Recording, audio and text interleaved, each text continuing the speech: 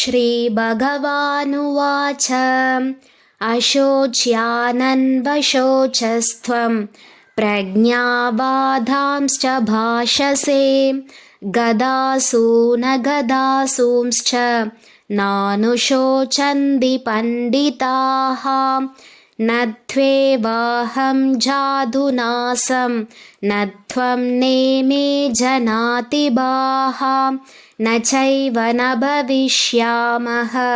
सर्वे वयमधः परं देहिनोऽस्मिन् यदा देहे कौमारं यौवनं जरा तदा देहान्तरप्राप्तिः धीरस्तत्र न मुह्यति मात्रा स्पर्शास्तु कौन्तेय शीतोष्णसुखदुःखदाः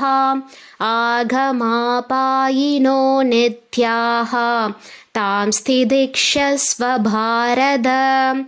यं हि न व्यधयन्त्येते पुरुषं पुरुषर्षभ समदुःखसुखं धीरं शोमृतत्वाय कल्पते।